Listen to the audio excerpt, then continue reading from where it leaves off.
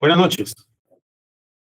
Gracias por participar en este primer webinar. Vamos a conversar sobre el sistema electoral. Les pido autorización para grabar esta sesión e imagino que no hay ningún problema. ¿A qué se llama sistema electoral y cuáles son las características principales del sistema electoral peruano? Vamos al tema. En realidad, de lo que yo he revisado, no hay una definición exacta de lo que es sistema electoral. Depende de muchos factores. Para empezar, depende de la cultura de cada sociedad o pueblo. También influye la posición que adoptan los estudiosos, los científicos sociales sobre el tema del sistema electoral. Y también el desarrollo que las propias instituciones electorales tienen en estas sociedades.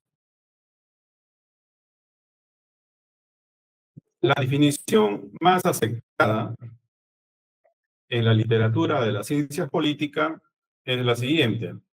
Sistema electoral es el mecanismo, el procedimiento o la fórmula que permite convertir los votos que emiten los electores en un proceso electoral en escaños. Sin embargo, esta definición, en realidad, desde mi punto de vista, es reducida porque atiende los sistemas parlamentarios, básicamente. En aquellas sociedades donde hay un sistema parlamentario, no se elige, por lo tanto, un presidente. Esta definición abarca toda la realidad electoral de ese lugar. Sin embargo, en países como el nuestro o un país donde hay el sistema presidencial, esta definición queda corta porque se refiere fundamentalmente a la elección parlamentaria. Pero nosotros sabemos que también en un sistema presidencial también se realiza la elección del presidente. Esto genera una doble reducción, porque otros aspectos del proceso electoral quedan en un segundo plano, como olvidados, digamos. Y eso, en realidad, no permite ver todos los acontecimientos que forman parte de un determinado fenómeno. En el caso peruano, quizás esto es una especie de anécdota, pero es la realidad. Si ustedes leen los debates constituyentes, el diario de los debates de la Constitución de 1993, se va a encontrar que los constituyentes eligieron el término sistema electoral como alternativo a organización electoral, que era el que primigeniamente se había propuesto. No respondía a una razón técnica. Sin embargo, desde mi punto de vista, es positivo que hayan escogido dicho término. Cuando nosotros utilizamos el término sistema, es interesante porque nos ubica en una perspectiva de las cosas donde no identificamos un objeto como único o desconectado. Cuando nosotros hablamos de sistema, estamos hablando como una unidad de estudio que está compuesta de diversos elementos. Pero estas partes interactúan y dependen unas de otras. Esta perspectiva del sistema es muy importante en el estudio de cualquier realidad o fenómeno social. Ver las cosas como una unidad y las partes que lo integran como dependientes unas de otras. Entonces, por eso me parece que es positivo que se haya escogido este término de sistema electoral, porque nos remite a una realidad donde los objetos están relacionados y están vinculados entre sí. No son independientes o autónomos. Son como piezas de un rompecabezas. Si una pieza se pierde o se malogra, todo el sistema es afectado. Todo el sistema se perjudica. Eso es lo interesante de hablar o de tener una perspectiva desde la posición del sistema. Ahora, lo interesante del Perú, de Centroamérica y de Sudamérica, y en ese contexto del Perú, es que el término sistema electoral tiene una mayor precisión que en otros países. ¿Por qué? Porque los países de Centroamérica y de Latinoamérica se han preocupado por crear instituciones o por establecer un sistema electoral, donde los organismos que lo integran incluso tienen una condición de órganos constitucionales, como ocurre en nuestro país. Eso no ocurre en los países europeos, no ocurre en Estados Unidos, donde tanto en Estados Unidos como en el Reino Unido hay comisiones electorales, pero son organismos administrativos que se encargan y tienen algunas competencias, pero por ejemplo no tienen una función jurisdiccional. Eh, entonces, Centroamérica y Sudamérica presentan una realidad especial, diferente, particular. Y en el caso del Perú, es todavía más especial la situación del sistema electoral. Nuestro sistema electoral, como les decía, presenta características muy particulares. Cuando se construye el sistema electoral en 1993, tengan en cuenta que hasta esa fecha solamente había una entidad, que era el Jurado Nacional de Elecciones. En algunas de las constituciones peruanas se habla del poder electoral, porque hay un reconocimiento a la voluntad popular, hay un reconocimiento a la soberanía del pueblo. Entonces, nuestro sistema electoral, a partir del 93, se divide en tres organismos y se discute, los constituyentes discuten si es que estos tres organismos, qué características deben tener, qué competencias, qué relación entre ellos. Y la idea que ellos quieren mantener es tener un órgano electoral, pensando en el jurado, un órgano electoral que tenga competencia plena sobre la materia electoral y que sus decisiones no puedan ser cuestionadas ante el Poder Judicial. Lo cual tiene hasta cierto punto incluso lógica. Tengan en cuenta ustedes que en el desarrollo histórico, en un determinado momento, el proceso electoral se llevaba a cabo, como en Europa, a cargo del Ejecutivo, pero pasaba por un control del Congreso. El órgano que decidía o que resolvía las controversias era el Congreso. Como esto generó mucho desacuerdo, se consideró que no era conveniente que el Congreso resolviera esas diferencias, pasó a atribuirse esa competencia a la Corte Suprema. Y luego de la Corte Suprema se ha creado el Jurado Nacional de Elecciones, que está presidido por un juez supremo, que está integrado por un fiscal supremo y por otros representantes. Entonces, en realidad, el jurado es, es como una sala especializada en materia electoral de la Corte Suprema. Y por eso es que tiene sentido que sus decisiones no sean cuestionadas ante el Poder Judicial. Y esa idea, ese tema se discutió en los constituyentes, se discutió si es que las decisiones podían ser cuestionadas, incluso a través de un amparo o de un proceso constitucional, y la posición que se adoptó es que no era posible y que las decisiones del jurado eran decisiones definitivas y que no podían ser cuestionadas. Esto es una referencia a lo que yo les mencionaba desde el inicio de la República. Se entendió que la función electoral era muy importante porque estaba vinculada a la soberanía del pueblo. Y hoy en día contamos con un sistema electoral premunido de competencias amplias y con un apoyo presupuestal importante.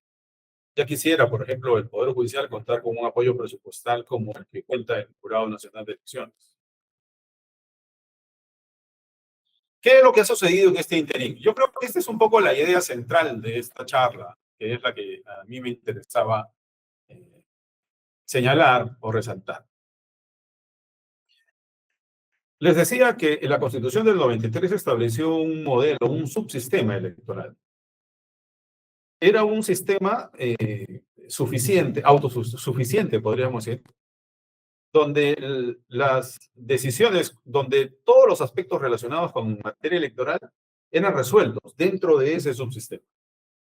Los aspectos administrativos, básicamente a cargo de la OMPE y RENIEC, y el aspecto jurisdiccional a cargo del jurado. Además, hay que tener en cuenta que el jurado no solamente tiene funciones jurisdiccionales, es fundamentalmente un órgano jurisdiccional, pero no solo tiene funciones jurisdiccionales, tiene también funciones administrativas. Entonces, los constituyentes establecieron que el sistema electoral era autosuficiente y que ya no era necesario, no era posible discutir sus decisiones en el Poder Judicial. Tengan en cuenta además que siendo el órgano electoral como una sala especializada de la Corte Suprema, tampoco tenía sentido que fuese discutidas sus decisiones en el Poder Judicial. Sin embargo, también es cierto que a nivel internacional, el Tribunal Constitucional llegó a tener una posición preponderante y se asumió que tenía la competencia para controlar las decisiones judiciales. Ese contexto también se ha aplicado al Jurado Nacional de Elecciones y, en consecuencia, las decisiones de las decisiones del Jurado Nacional de Elecciones pueden ser cuestionadas ante el Poder Judicial según lo que ha señalado el TC. El TC, el Tribunal Constitucional, a través de sus decisiones, ha modificado el diseño constitucional del sistema electoral o del subsistema electoral. Yo le digo subsistema para resaltar el hecho que era un sistema autosuficiente, ¿no? Donde las partes, donde los procedimientos o actividades administrativas y jurisdiccionales en materia electoral eran resueltas en ese subsistema y no había posibilidad de interferencia o de intervención de otro órgano en ese procedimiento. Ahora, ¿qué es lo que ha pasado? Y yo creo que eso es lo que yo quisiera resaltar, ¿no? O sea, se ha tomado ya como una cuestión definitiva que las decisiones del Jurado Nacional de Elecciones sí pueden ser cuestionadas en el Poder Judicial a través, en principio, de los procesos constitucionales. Sin embargo, lo que yo quiero destacar adicionalmente es que esta modificación no ha sido del todo coherente. ¿Por qué?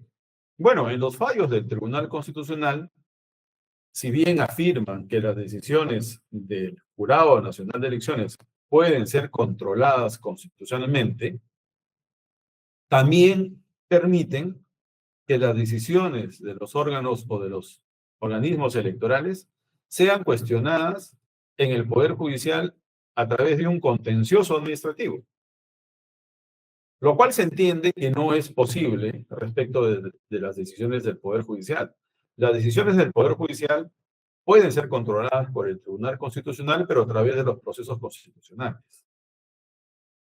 El Tribunal Constitucional respecto del subsistema electoral mantiene una posición ambigua porque no solamente permite que haya un cuestionamiento de las decisiones del subsistema electoral mediante los procesos constitucionales, sino que también admite que se cuestionen las decisiones del subsistema electoral mediante procesos contenciosos administrativos, lo cual me parece que es incoherente. Ahora, tampoco ha sido suficientemente desarrollado este aspecto. ¿Por qué? Bueno, por un tema muy simple. El Tribunal Constitucional ha emitido una serie de resoluciones y de sentencias donde ha ratificado, ha consolidado la posición del control Tribunal Constitucional respecto de las decisiones del Jurado Nacional de Elecciones y de los otros organismos del sistema electoral. Sin embargo, ustedes comprenderán que una cosa es tomar una posición o una decisión en una sentencia que hacerlo a través de una ley. Una ley permitiría desarrollar, resolver, abordar todos los aspectos vinculados a estos temas y establecer competencias, procedimientos, límites, etcétera, de una manera más orgánica. Eso no ha ocurrido. No tenemos una ley que aborde toda esta problemática. Lo más que hay es una exhortación del Tribunal Constitucional dirigida al Congreso de la República para que regule el amparo electoral. Pero incluso si regula el amparo electoral, sería insuficiente porque no son los únicos aspectos sobre los cuales se ha pronunciado el Tribunal Constitucional. Hay sentencias del Tribunal Constitucional donde establece de manera expresa que esa discusión, esa controversia, debe ser derivada y resuelta en un procedimiento contencioso administrativo, lo cual, la verdad, desde mi punto de vista y de manera muy sencilla, diría que no tiene ningún sentido. Por eso, creo también que puede generar problemas. El hecho de que no se hayan resuelto todos los aspectos de esta problemática definitivamente genera problemas. Finalmente, puede afectar la legitimidad del proceso electoral. Así es. Si es que se siguen manteniendo posiciones que no están bien resueltas y que podrían ser, digamos, contradictorias, finalmente podría afectarse la legitimidad del proceso electoral. Y eso sería grave. En ese sentido, me parece a mí que se requiere con urgencia abordar el tema y tomar una posición al respecto y resolver todas las materias que están involucradas en este tema. Por último, no quiero cansarlos y más bien, si es que es posible, su intervención a través de preguntas, sería interesante que yo amplíe algunos temas que a ustedes podrían interesarles. Vamos a hacer un último tema y luego vamos a terminar aquí la exposición. Solamente quería terminar este punto para que ustedes vean la gravedad del asunto. Miren, hace aproximadamente 10 años, mientras se desarrollaba un proceso electoral, la OMP detectó una infracción de un partido político que en este momento continúa en el Congreso. Este partido político se había excedido en el monto, en recibir un monto en exceso de un aportante. El aportante, además, era una empresa vinculada al líder de esta organización política. Entonces, en esa época, cuando había un exceso de aporte, la ley establecía que se multaba al partido político multiplicando el exceso por un determinado factor. Determinada la infracción y calculado el monto, la OMP aplicó una sanción que se acercaba a los 10 millones de soles. Eso fue hace 10 años.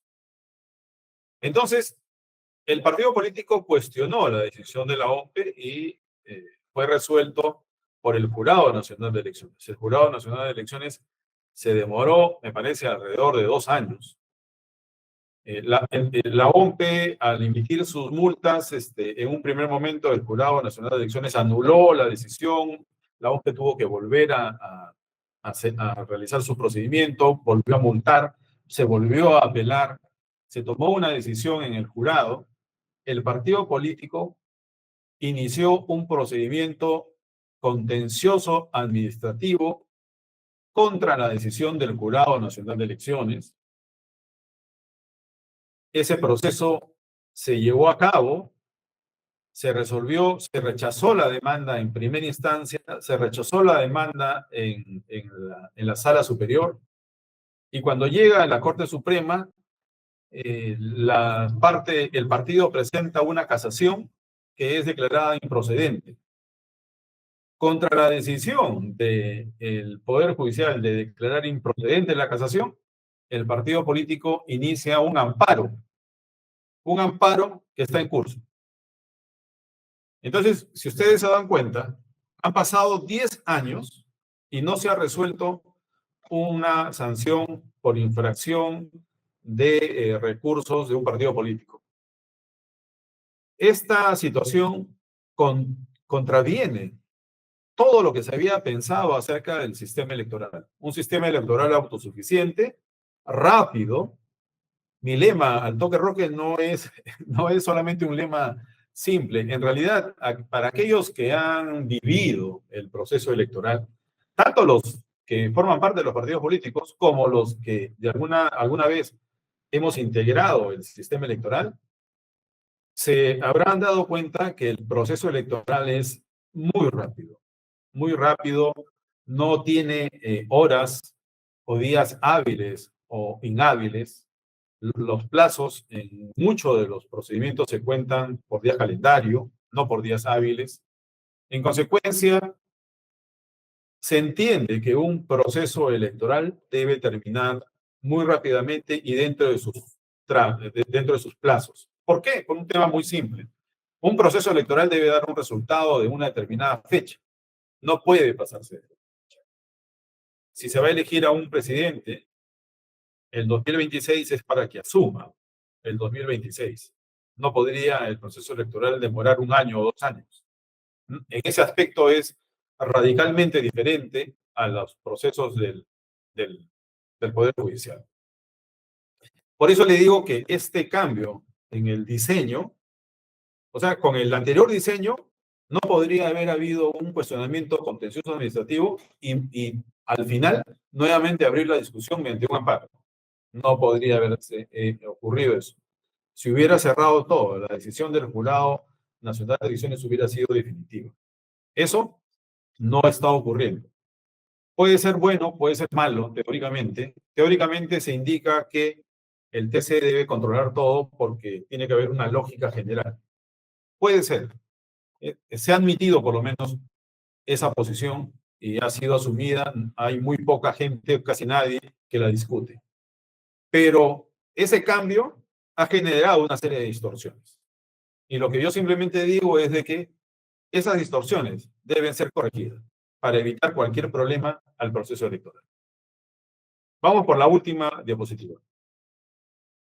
Solamente para concluir, hagamos un análisis FODA. ¿Qué fortalezas tiene el sistema electoral? Bueno, yo creo que la principal fortaleza que tiene el sistema electoral es el de la división del trabajo, que además es un principio económico que revolucionó la historia de la humanidad. Entonces, ¿es importante que haya una división en 3 organismos? Yo creo que sí. Yo creo que sí. Mientras, esa es una fortaleza. Otra fortaleza que está vinculada con lo anterior, está relacionada a la especialización. Son organismos especializados, cada uno en su área, en su materia. Esa es una fortaleza. ¿Qué oportunidades puede traer esto? Bueno,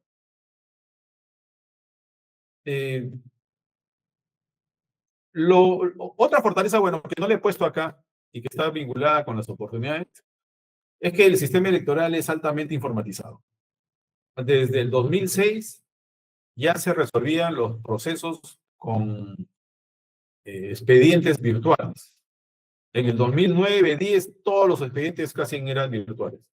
Se escaneaban, se enviaban, pero primero llegaba el expediente virtual, obviamente, y se resolvía y se hacían las audiencias con el expediente virtual.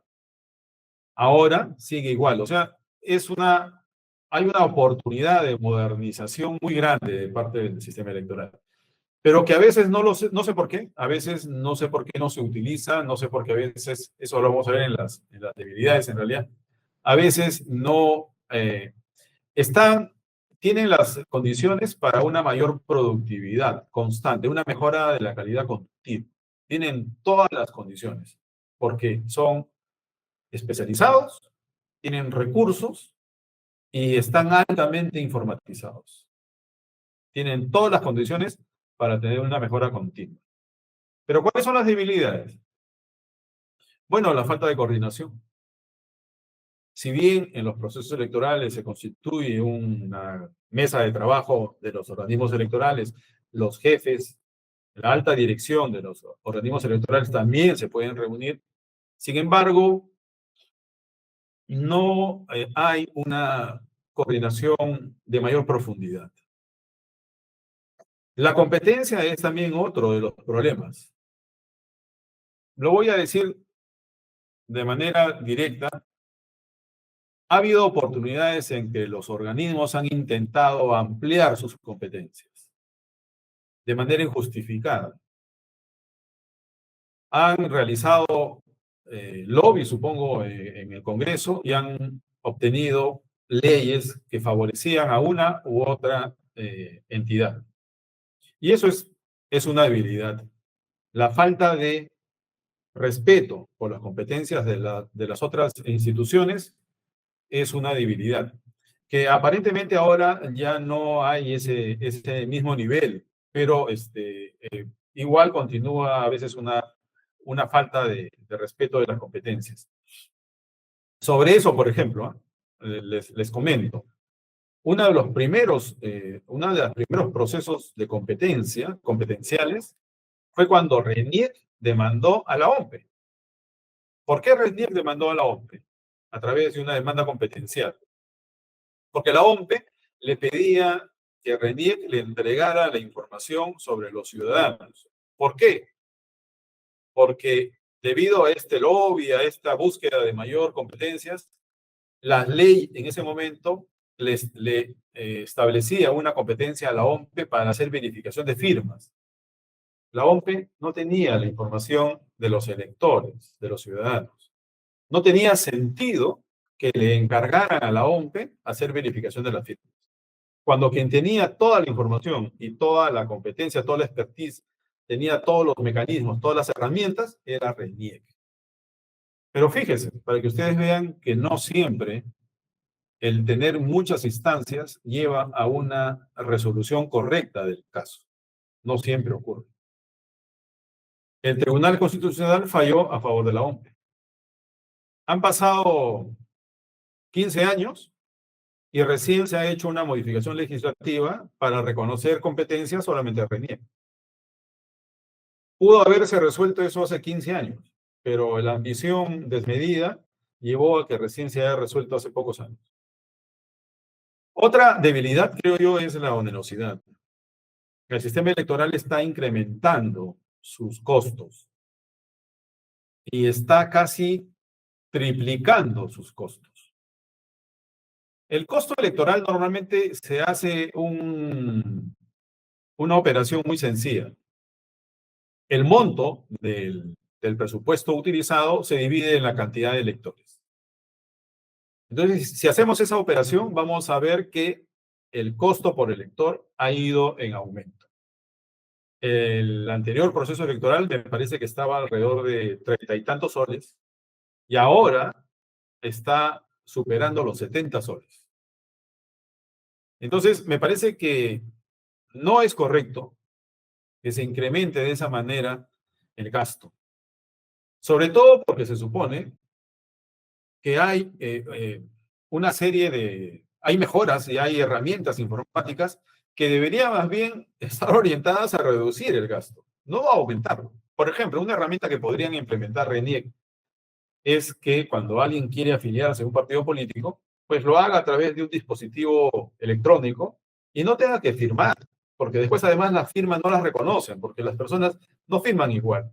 Y a veces hay personas que no están acostumbradas incluso a firmar constantemente. Incluso las personas que firman constantemente no firman siempre igual. Yo me puedo reconocer que yo no puedo firmar igual. Hay personas que a veces no firman constantemente, se dedican a labores que no tienen que ver con el tema de firmar o escribir.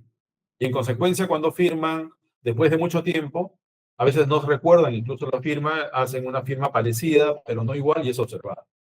Entonces, RENIEC podría implementar un sistema de afiliación a través de un dispositivo electrónico. Y eso se supone que va a reducir el costo de creación de un partido. No lo va a elevar, va a reducir, porque va a ser más fácil.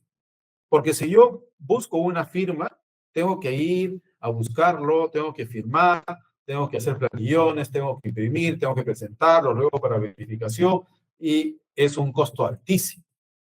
Entonces se supone que el sistema electoral debe ir a la reducción del costo, no a su elevación. Ahora, ¿desmejora institucional? Sí, como les digo, hay toda una oportunidad para mejorar la calidad. Pero si no hay la voluntad, no hay la intención de buscar la mejora de los procedimientos, entonces eso se convierte en una debilidad. Y finalmente, la amenaza, bueno, la que yo les mencionaba, un cambio de diseño constitucional en estas condiciones es una amenaza. Tiene que ser resuelto, tiene que definirse todos los procedimientos. Yo, por ejemplo, creo que es incorrecto que se permita o se señale o se promueva que hayan demandas contra decisiones de los organismos del sistema electoral mediante demandas contenciosas administrativas. Yo creo que es un gravísimo error. Ahí está el caso, 10 años que no se resuelve y encima ahorita va a empezar un proceso constitucional. O sea, va a demorar 15 años resolver una multa por exceso de recepción de dinero para una campaña. Eso no es correcto. En el tema del amparo electoral, bueno, el tema es de que en ese caso hay un órgano como el Tribunal Constitucional que ha crecido, creo yo, en demasía en sus competencias.